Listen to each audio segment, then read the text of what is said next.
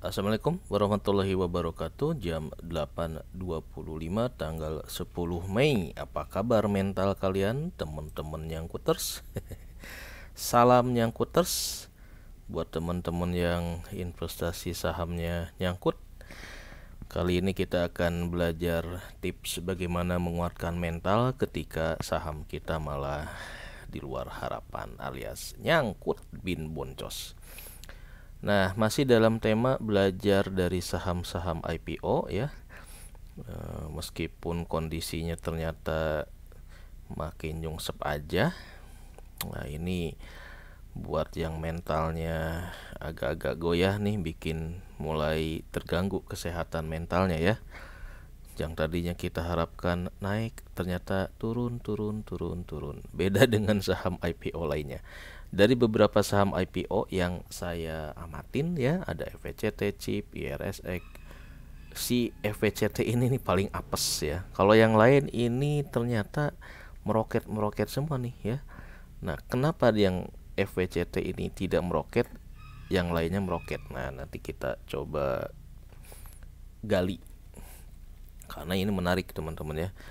Kondisi keuangan fundamentalnya rata-rata nih ya rada-rada sama lah ya. FVCT, HADS agak-agak sama tapi nasibnya beda. Oke, jadi posisi di minggu kedua Mei ini nih, gara-gara dia nyungsep ini masih 73 ya. Kemarin 70, mungkin minusnya nih lebih nih. Jadi yang tadinya saya average down udah berhasil nih mendekati level 100, malah harus average down lagi. Waduh. Tapi nggak apa-apa. Ini akan kesempatan untuk membuktikan apakah metode average down dengan jurus klasterisasi yang kemarin saya lakukan ini bakal berhasil juga untuk average down di tahap kedua yang harganya si FVCT ini di bawah 100. Oke, tetap semangat buat yang kejebak di FVCT ya. Selalu ada jalan gitu. Main saham itu atau investasi saham itu naik, harga naik ke atas ada pelajaran yang bisa dipetik, turun juga itu ada pelajaran. Jadi buat para pemain investor saham yang soleh mah ya, ketika turun dia bersabar, ketika naik dia bersyukur, nggak ada ruginya gitu ya. Yang penting itu psikologi kita tetap sehat walaupun boncos ya. Investasi kita terpotong sampai 30 gini nih, ini lumayan juga nih. Kalau psikologinya nggak sehat nih, wassalam gitu ya. Oke, di video sebelumnya kita pernah bahas kenapa si FVCT ini bisa sampai anjlok gitu ya. Ada pelajaran yang bagus banget kalau buat saya pribadi sejak mengamati IPO FVCT, karena saya juga baru mengenal investasi saham dari Januari kemarin. Jadi belajarnya itu dari saham IPO gitu. Nah, ketika kita order IPO, kemudian sekarang tahap evaluasi, menganalisa fundamental, ini banyak sekali pelajaran kalau kita belinya saham IPO, karena kita jadi bisa benar-benar mencermati perilaku yang terjadi di pasar modal. Apa itu bandar, apa itu ya, nggak cuma fundamental saja ternyata yang menyebabkan harga satu saham itu naik atau turun. Nah, si FVCT ini kelihatannya lagi ada di sini. Kemarin kita bahas faktor yang menyebabkan naik dan turunnya harga saham. Semuanya kena, tetapi yang paling penting di sini ya ada panic attack-nya. Ini retail nih panik. Kenapa dia panik? Ini menarik ya. Jadi buat yang nyangkut terus di saham FVCT, tenang saja, saya temenin gitu ya. Yang penting tuh kita tahu nih gimana caranya keluar dari nyangkut terus ini. Nah, ketika nyangkut, pilihan kita ada 3 opsi. Mau hold, nggak ngapa-ngapain, bengong gitu ya. Mau cut loss, bisa. Cut loss itu bukan berarti harus semuanya ya kita jual, cut loss sebagian aja gitu juga itu bisa. Atau kalau duit kita masih banyak, average down lagi kalau memang kita percaya bahwa fundamental si saham itu bagus. Nah, masalahnya kita ini tertarik nggak ngebahas fundamental kan gitu ya. Ada mungkin teman-teman yang investasi sahamnya cuma scalper doang, cuma trading doang, nggak peduli sama fundamental. Nah itu sih yang susah. Kalau yang basicnya explore fundamental ini menarik ya, untuk mencermati belajar dari si FWCT ini. Nah, kemarin kita sempat bahas secara fundamental kenapa dia itu sampai turun. Karena ada apa ya? Ada koreksi dari harapan para si investor, di mana sebelumnya dia ini oversubscribe ya ketika IPO. Nah, ketika IPO sebetulnya ini temanya ya. Hati-hati beli saham. Saya udah hati-hati, ternyata jeblok juga gitu. Padahal udah baca prospektus, udah baca fundamental, ternyata ada satu yang luput ya, yaitu keterbatasan akses informasi terhadap kinerja keuangan. Jadi ketika mereka IPO di awal tahun, tengah tahun, ternyata di akhir tahun kondisi global, kondisi makroekonomi berubah, dan kita nggak bisa punya akses kepada kinerja perusahaan, dan perusahaannya juga telat atau mentelatkan atau gimana lah ya, itu ternyata ada efeknya. Nah, jadi dulu ketika IPO dia oversubscribe. Kalau oversubscribe kan berarti ekspektasi dari investor retail itu selangit ya, sampai 300 kali. Makanya nggak heran ini pemegang saham retailnya ini paling banyak nih, dari saham IPO dibanding si chip, dibandingkan HAJ gitu ya, yang harganya meroket. Kenapa? Nah itu nanti kita bahas. Oke, ini kayaknya udah ya. Kita udah nggak relevan baca-baca yang fundamental. Balik lagi. Jadi kita baca tentang psikologinya. Ketika ini harganya 70, udah di bawah IPO nih. Nah, ini harus gimana kita gitu ya. Apakah mau hold, cut loss, atau average down lagi. Nah, karena tujuan saya adalah buat ngincer dividen, maka ending gamenya, goalnya, gimana caranya saya nambah jumlah lot dengan 3 jurus ini. Nah, kalau yang hold, artinya kita nggak ngapa-ngapain, berarti kan jumlah lotnya diem ya, nggak berubah. Average down, jelas ini nambah. Nah, yang jadi masalah, kalau cut loss, ini bisa nggak nih? Ya, kita cut loss, kita beliin dananya dengan saham lain. Nah, nanti kalau di situ dapat dividen atau apa, nanti ketika ini harganya mungkin lebih turun lagi kali ya. Karena ini mungkin seminggu 2 minggu ke depan ini sentimennya masih negatif nih. Jadi kita cut loss sebagian, nanti dari hasil investasi cut loss. Nah, ketika ini turun lagi, kita beliin lagi. Jadi secara total jumlah, maka saham yang kita cut loss ini, misalkan cut loss nih 10, kita beliin saham lain ya yang ada potensi naik, sehingga nanti ketika kita beli lagi sahamnya jadi 15. Nah, temanya itu teman-teman ya.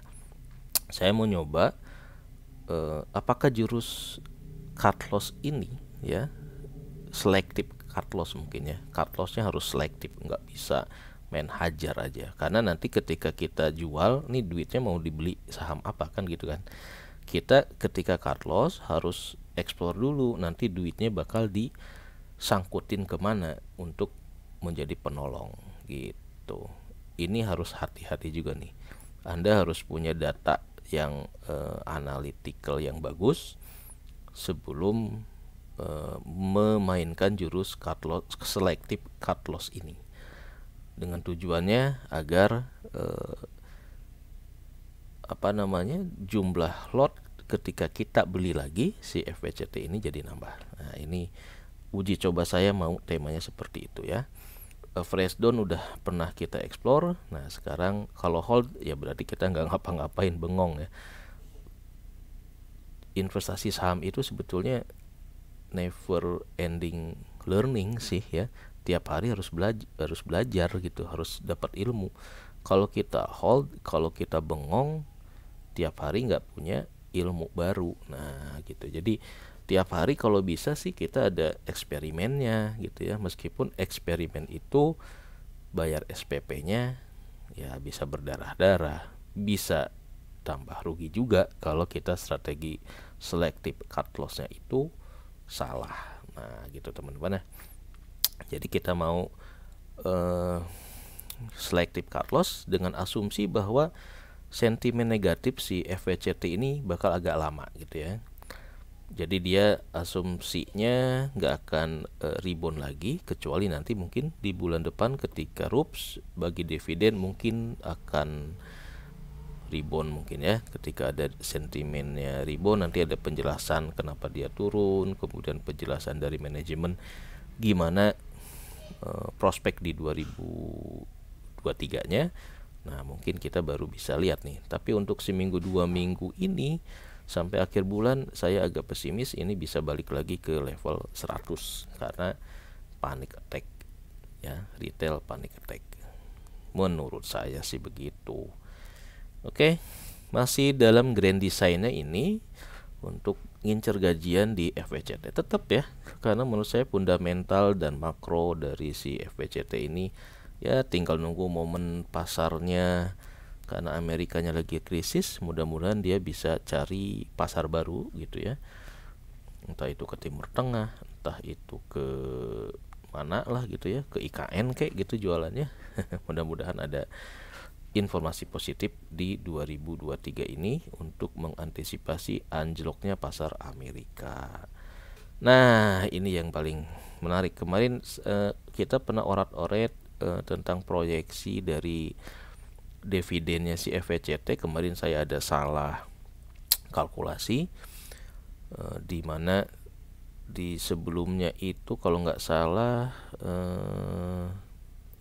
saya terlalu tinggi ya untuk otak-atik laba. Mana tadi ya, sebentar. Nah jadi menurut saya hitung-hitungan nih, ini salah nggak tahu benar, tapi kira-kira nih kalau berdasarkan audit report di Q1 2003 kita dapat informasi tentang posisi neraca di Desember. Nah kalau kita orat-oret nih ya, posisinya si ekuitas akhir si FVCT ini sekitar 205. Nah teman-teman bisa ngitung aja kalau posisi ekuitas awal berapa, akhir berapa. Nah selisihnya itu adalah ya kira-kira si laba tahun berjalannya. Nah ini yang bikin kita kejebak di saham FVCT. Kenapa? Karena dari tahun-tahun sebelumnya ini 30, 60 ya. Kita kemarin terlalu optimis bahwa di 2002 si labanya juga akan ada di level 60-an. Ternyata kemungkinan karena saya juga belum dapat Q4 2002. Nah ini pertanyaan nih, si corporate secretary-nya kenapa nggak submit laporan audit 2002 ya. Ini goblok banget ini. Ya sampai lalai begitu sehingga sahamnya anjlok ya. Nah jadi saya kira-kira nih si labanya FVCT sebetulnya sampai si ending Desember masih positif 14-an. Ini masih gede dibanding si chip ya. Si chip sekarang harganya 1.400, 1.700. Sementara ini 14 miliar masih plus yang akan dibagikan sebagai dividen di RUPS bulan depan. Di Q1 memang minus, tapi nanti ini harus kita lihat di Q2-nya apakah bisa udah positif atau enggak ya. Jadi nah mungkin ini turun karena ngelihat ke sini nih ke minus 12, padahal kalau kita ngincer dividen ini masih ada harapan ya.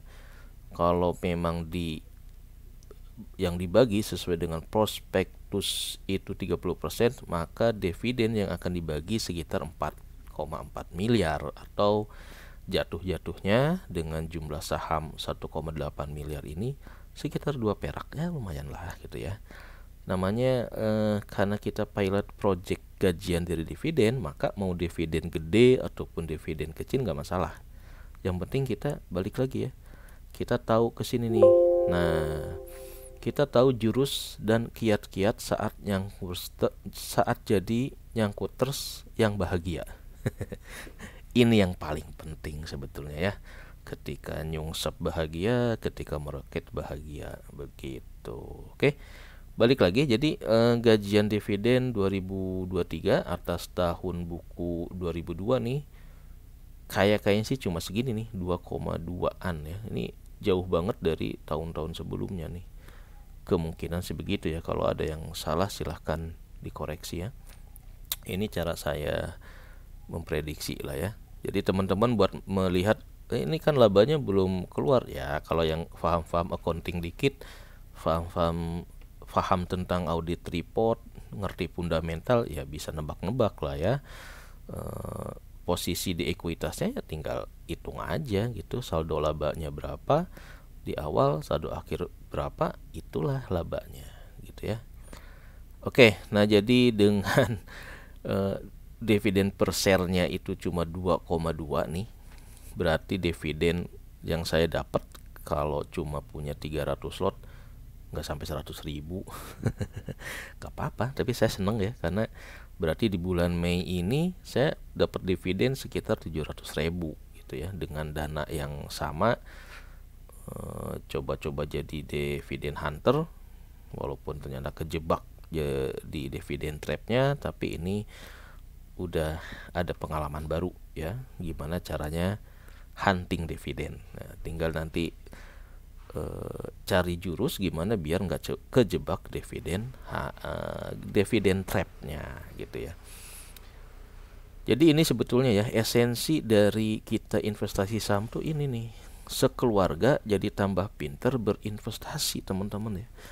Bukan masalah cuan atau tidak cuannya sebetulnya. Percuma kita cuan kalau anak istri kita tetap on investasi sahamnya gitu ya. Kenapa? Karena kalau kita udah mati besok hari, ya mereka mau cari cuan dari mana? Nah, sebetulnya itu ya. Jadi pilot project gajian dari dividen ini sebetulnya harus disiarkan kepada orang-orang sekeluarga gitu ya. Minimal ngerti lah, oh main saham itu investasi, jangan main-main ya. Kalau ya istilah main saham biar nggak stres aja ya. Investasi saham itu ternyata begini, harus beli saham yang begini, kalau turun ternyata penyebabnya begini. Nah, hal-hal seperti itu yang harus kita explore sebetulnya ya, biar nanti ketika kita memilih saham-saham yang secara long term untuk dijadikan sumber dividen, kita udah mantep gitu. Nah, kenapa saya bikin kayak gini? Balik lagi nih teman-teman ya, kepada ininya nih. Nah, di sini nih, kepada grand design-nya nih. Ini kalau enggak teman-teman bikin fase-fase seperti ini, maka Anda enggak punya guidance ya. Saya bikin seperti ini karena biar pembelajarannya itu ya tetap kokoh gitu ya. Ketika naik atau turun, ya itu masih dalam bab di sini ya, menganalisa fundamental, evaluasi portfolio, sehingga nanti ke depannya ini project gajian dari dividen ini bisa abadi. Jadi kita menghold satu sahamnya tuh nggak usah dijual beli, itu beli aja nyicil gitu ya, tujuannya sebegitu. Oke, ini udah, ini faktor penyebab turun di postingan sebelumnya udah kita bahas juga, ada eksternal internal, dan terutama nanti kita bedakan ya FVCT dengan saham-saham IPO yang lainnya yang justru harganya meroket. Kenapa itu meroket? Oke, ini proyeksi dividen kira-kira FVCT bulan depan dari RUPS atas laba 2022 yang proyeksi saya sih segini ya, 14 miliaran lah gitu, masih positif. Jadi dibagikan 30%, maka dividennya sekitar 4 miliaran. 4 miliar ya, 4 miliaran. Jadi per sahamnya masih ada lah gitu ya, buat jadi jajan nih 100.000 buat beli siomay, buat beli seblak, cukup lah buat sebulan. Oke, nah jadi target dividen sahamnya ini saya koreksi nih. Sebelumnya saya proyeksi labanya di 50, ternyata salah hitung.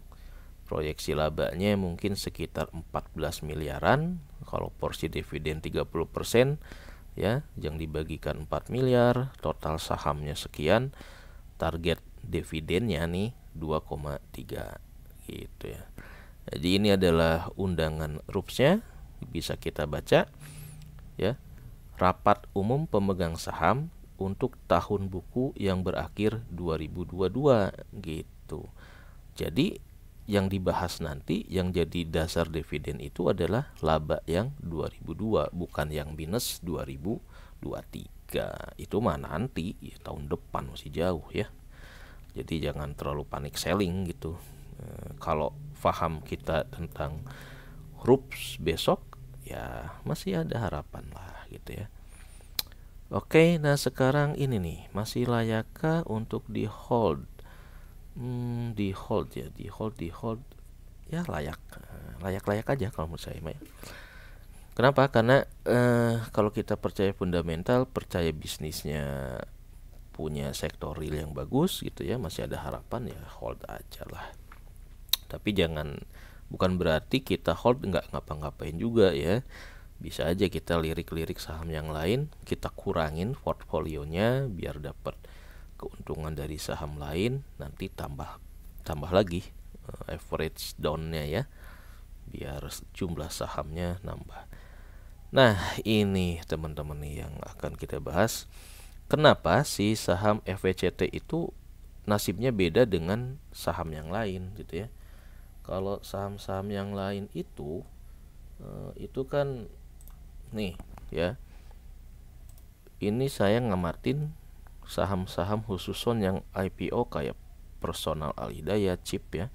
Kita lihat nih yang lain itu naik turun, yang Chip naik, FVCT ini trennya turun gitu ya. Nah ini ketika 7 Mei kita bahas Chip 1,7 pada 102, FVCT 76 turun. Yang dua ini ya kecenderungannya ada naik, ini pada lagi turun ya. Yang Chip ini karena ini sahih dan secara sahih dan meyakinkan, saya berani bilang ini lagi digoreng-goreng gitu ya, hati-hati. Nah kemudian di 9 Mei langsung drop nih si Chip ya, 1,1400 pada justru naik.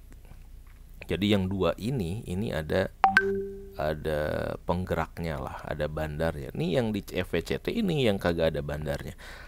Pertanyaannya, kenapa FVCT tidak ada bandar, di sini ada bandar? Nah, itu ada hubungannya dengan si IPO oversubscribe 300 kali itu teman-teman katanya ya. Nah, ini ada satu lagi yang jadi bidikan saya, yaitu HADS, yang jadi pengamatan, yaitu RC Buana Travelindo ya. Ini juga sama nih, terindikasi ini digoreng-goreng ya. Dari sejak IPO di 100-an sekarang udah 500. Jadi hati-hati buat teman-teman yang mau beli saham HADS ini ya. Jangan sampai kena belinya lagi di puncak gitu ya. Nanti setelah kita beli di karungin bandar istilahnya gitu ya. Ini nih. Jadi ini masih yang dulu ya, masih minus 10 aja dulu udah stres. Sekarang udah minus 30 ya. Udah di April nih. April masih segini. Sekarang di posisi Mei 30. Waduh, wassalam teman-teman. Oke, jadi kita bahas tentang itu ya,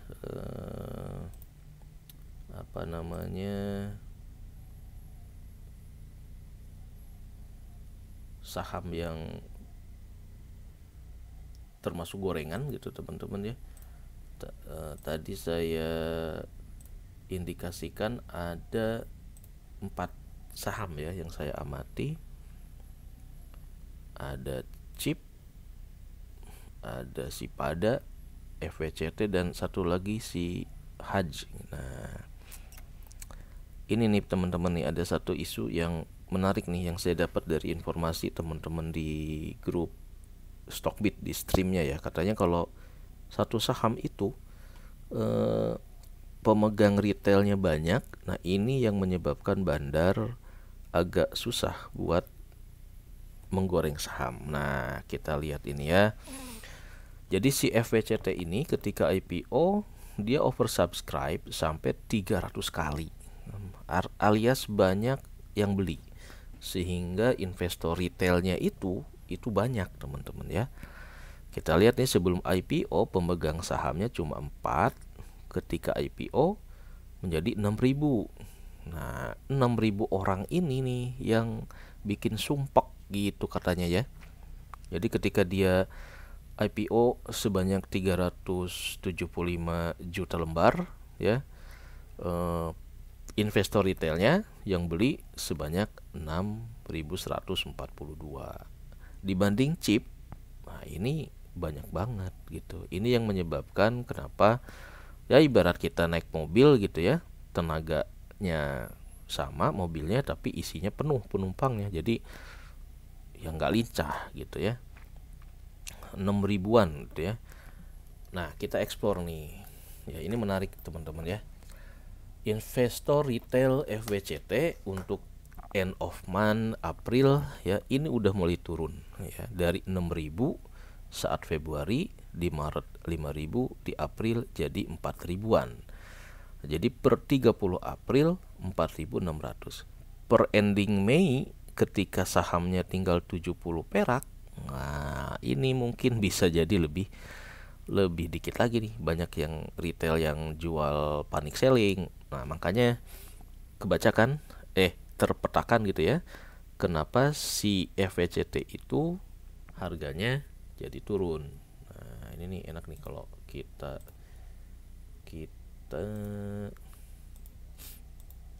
mana ini ya.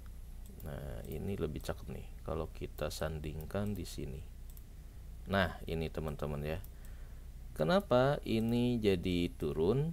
Karena tadi yang ada di sini nih, kita harus lihat faktor saham itu ya, penyebab naik dan turunnya harga saham. Nih, ada poin di sini panic attack atau panic selling lah gitu ya.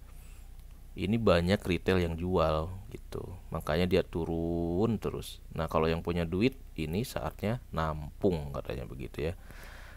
Mana tadi? Nah, oke, di sini ya. Kok rubah? Ini menarik teman-teman ya. Kenapa? Karena saya jadi agak terjawab pertanyaan saya. Ini kenapa nih FWCT ini kok nasibnya beda sama si chip? Si chip meroket, Haj meroket, Pada juga meroket, FWCT malah makin turun. Ternyata katanya ya, salah satu faktornya adalah pemegang retailnya masih kebanyakan, masih gendut gitu. Nah, dengan makin turunnya si saham pemegang saham retail ya, dari 6.000 sekarang 4.600, berarti mungkin nih dalam 3 bulan ke depan ini pemegang sahamnya mungkin udah di sekitar 3.000 atau 2.000, kayaknya begitu ya. Kalau harga saham si FWCT bakal turun terus. Ini oke nih. Nah, nanti apa yang akan terjadi setelah pemegang sahamnya tinggal 2.000, 3.000? Ya, itulah tuh yang dinanti-nantikan para pemegang saham fundamental ya. Saatnya bandar bakal masuk gitu ya. Kenapa? Karena ruangannya nih ya udah tinggal dikit, jadi si bandar cuma butuh duit dikit buat ngegoyang-goyang si harga ini. Kita komparasi dengan si chip. Nah, ini chip teman-teman ya. Chip cuma 200 juta sahamnya, sementara FWCT 375, jadi 2 kali lipat ya. Pemegang sahamnya ketika IPO dia cuma 2.500, sementara chip ini 6.000, 3 kali lipat kan, atau 2 kali lipat lah. Makanya wajar nih si chip ini bisa digoyang-goyang sama si bandar ya. Jadi ini ternyata faktor pemegang saham ini katanya yang menyebabkan satu saham itu bisa digoreng-goreng, dibikin naik peroket ketika sejak IPO, atau terlalu berat, bandar juga milih-milih, wah ini investornya nih kebanyakan nih 6.000, nggak kuat. Kenapa? Karena ketika dinaikin dikit, si investor retailnya langsung take profit. Seperti itu katanya ya, katanya saya juga.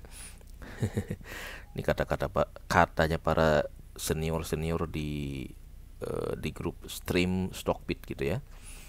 Nah, untuk retail chip ini 200-an nih. Jadi kalau nanti si FWCT itu investornya udah di bawah 3.000, mungkin nasibnya baru deh, bakal meroket-roket ya. Nih, ini si chip di end of April 2.800, di bawah 3.000 ya. Makin turun nih. Kenapa ini ada naik, ini turun? Nah, ini juga yang menarik ya. Mungkin sebagian udah sadar gitu, karena harganya udah melonjak terus ya. Ini chip dari 400 menjadi 1.700, tanggal 7 1.700, tanggal 9 1.400. Ini roller coaster. Nah, saham yang roller coaster inilah yang disebut ada bandarnya. Yang cuma begini berarti ini masih namanya apa ya? Masih organik lah gitu ya. Masih murni, tidak ada yang menyebabkan manipulasi harga gitu ya, masih murni penawaran dan permintaan, enggak dibuat-buat gitu. Kalau chip sama pada, nah ini harus diwaspadai, ada penunggunya atau enggak. Yang satu juga yang saya lagi amati adalah si Haj. Ini juga kelihatannya nih mungkin sama ya, apa namanya, ada lagi penunggunya nih, ataupun nanti teman-teman bisa ekspor sendiri jumlah saham dia berapa, pemegang sahamnya ada berapa. Nah, apakah itu juga sejalan dengan dugaan kita ataupun hipotesa bahwa jumlah investor akan mempengaruhi apakah si suatu saham itu bisa digoyang-goyang seperti ini ya atau tidak. Ini kalau teman-teman perhatikan ya, travel haji yang katanya kantornya cuma di ruko, ini harganya 500. Ini sama dengan si S Hardware gitu yang punya retail seluruh Indonesia. Kan agak-agak lucu gitu ya. Sahamnya Biro ini yang labanya cuma berapa, ini sama dengan saham si S Hardware. Tapi itulah investasi saham, tidak melulu soal fundamental ya, tapi banyak faktor gitu ya. Yang fundamentalnya bagus bisa jeblok harganya, yang fundamentalnya jeblok bisa bagus harganya. Begitu teman-teman ya. Oke, kira-kira bahasan pagi ini merimain kembali bahwa kemungkinan si saham FWCT ini ya seperti ini proyeksi dividennya. Kalau teman-teman hitung dari saldo ekuitas awal di 2002 dan ekuitas akhir di 31 Desember 2002, ini angkanya bisa dilihat di audit report Q1 2023 gitu ya. Jadi target saya nih untuk gajian dividen dari FWCT ini cuma cukup buat beli seblak atau cilok doang ya, tapi dapat segini aja udah lumayan. Oke, mungkin kira-kira temanya seperti itu teman-teman. Jadi nanti kita pelajari nih selective cut loss buat posisi ketika sahamnya itu nyangkut ya, daripada kita cuma bengong. Fresh down udah nggak mungkin karena pelurunya udah habis. Berarti alternatif yang bisa kita lakukan adalah selective cut loss ya. Nanti hasilnya kayak apa ya, kita lihat di akhir bulan apakah saham yang saya miliki untuk FWCT ini bisa lebih gede dari 353 ini atau enggak gitu ya. Kalau nanti bisa lebih gede berarti selective cut loss-nya itu berhasil gitu ya. Jadi targetnya, karena kita targetnya adalah nambah dividen, ini masih bulan depan kan ya RUPS-nya, jadi masih ada target buat nambah porsi dividen ini dengan cara menambah lot dengan jurus selective cut loss itu. Nah, itu seru kan. Jadi jangan sampai ketika nyungsep kita nggak ngapa-ngapain nih ya. Mungkin kiat-kiat jadi nyangkut bahagianya seperti itu ya. Masih ada yang bisa kita lakukan walaupun si saham FVCT-nya ini turun. Caranya gimana? Tadi udah saya bahas ya. Kita bisa jual nih sebagian, kita cut loss, terus bisa aja nih kalau berani teman-teman beli ke si Haji ini yang lagi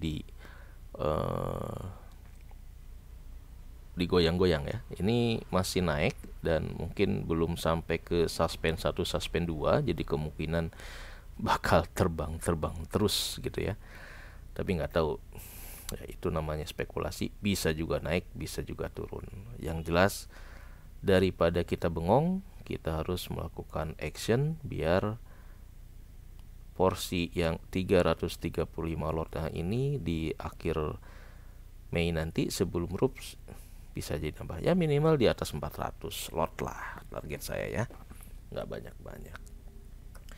Oke, demikian teman-teman, semoga bermanfaat. Udah jam berapa ini? Wah, udah jam 9 ya. Saatnya kita mantau pergerakan pasar. Wassalamualaikum